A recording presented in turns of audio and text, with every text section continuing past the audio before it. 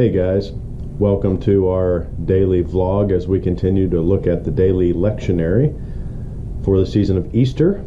And today brings us to Mark chapter 9, beginning at verse 33 and ending at verse 37. They, the disciples and Jesus, came to Capernaum.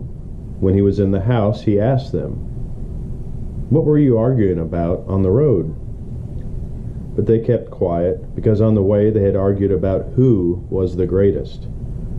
Sitting down, Jesus called the 12 and said, "If anyone wants to be first, he must be the very last and the servant of all." He took a little child, had him stand among them. Taking him in his arms, he said to them, "Whoever welcomes one of these little children in my name welcomes me. And whoever welcomes me does not welcome me, but the one who sent me." This leads me to think about the phrase jockeying for position. It seems like this is what the disciples were doing, each of them trying to position themselves in front of the other.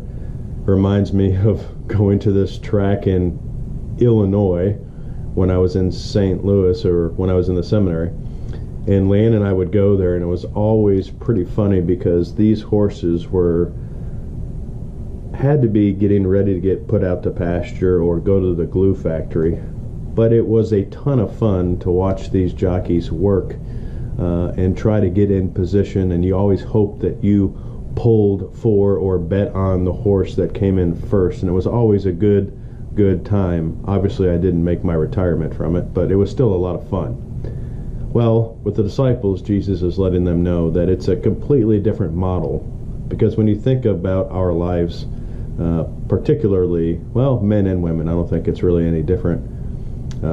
You put more than one of us together, and we are just by nature going to try to be above the other person or be better than the other person. It's just kind of our sinful nature is always to want to climb on top of and above others so that we might receive the glory ourselves. And this is just a great sober reminder from Jesus that says, look, in my kingdom, the first will be last and the last will be first, and we serve others, and that's how we become leaders. And so we always have a servant leadership model.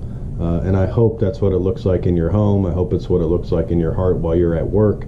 I hope it looks like that in almost all of your relationships, where more than just you gather, that you're willing to have this servant attitude toward others.